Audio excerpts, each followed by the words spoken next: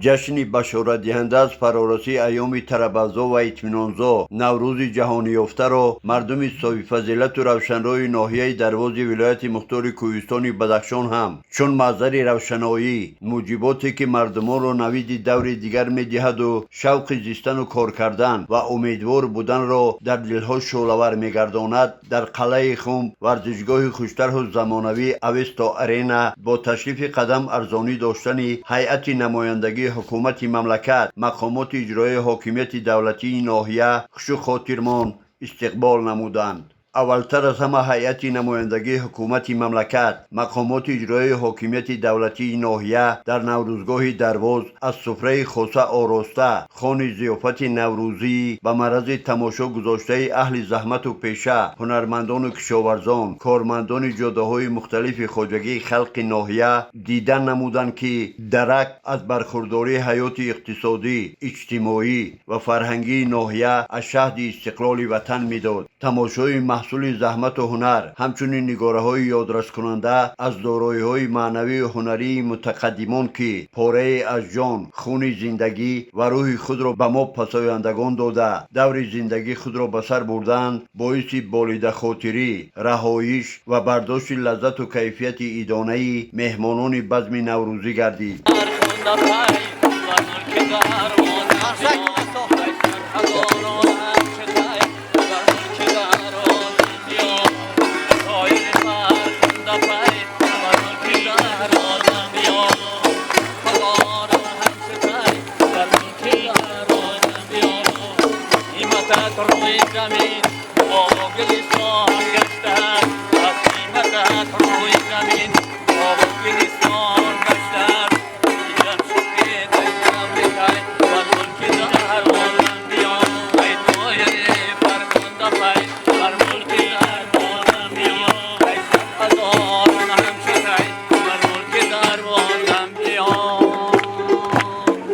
ابتدای سخن رئیس ناحیه درواز عبدالرحمن‌زاده سید برهان سید رحمان مجلس نشینان کهنجشن اجدادی نوروز خجسته و جهانی یافته را به عید وطن صدقاً شادباش گفته سخن چند از کار عظیم ملکداری و ملکسازی شاهنشاه زمان پیشوای معظم و فیض‌پرور ملت محترم امام علی رحمان طی سالهای مختار و مستقل بودن تاجیکستان آزاد جهانی گشتن کهنجشن اجدادی ما نوروز عالم افروز و خجسته گفت. همچنین نماینده و کاله‌دار حکومت جمهوری تاجیکستان معاون اول وزیر صنعت و تکنولوژی‌های نو جمهوری تاجیکستان محمودزاده بختیار شریفی بزمنشینان جشن نوروزی را از نام رهبریت عالی مملکت تبریک گفته اظهار داشت که کهنجشن اجدادی ما نوروز عالم افروز با بهره‌مندی از شهد استقلال وطن یکی از جشن‌های پسندیده است که با صفت‌های زایدالوصف بشردوستانه‌اش از جانب جامعه جهانی همچون دستاورد بی‌نظیر فرهنگ عمومی بشری پذیرفته شده. با خصوصیت‌های خاص پسندیده است که نیکی و نکوکاری، خرمی و خوشحالی، شادی و نشاط و سعادت و پیروزی را تلقین می‌کند، شهرتیاری جهانیان گشته است.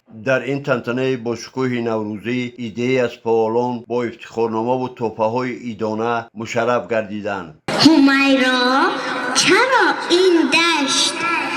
خاموش است؟ چرا گلها نمیخندند؟ امینه نمیدانم چرا، اما پکیزی خدا با گوش من می آید یک بوی خوش با این چمن می آید. مژدگانی مژدگانی مژدگانی. دری بهشت گشادند در جهان ناگاه، خدا به چشم عنایت به خلق کرد نگاه. امیدی بسته برآمد صباحی خیر دمید،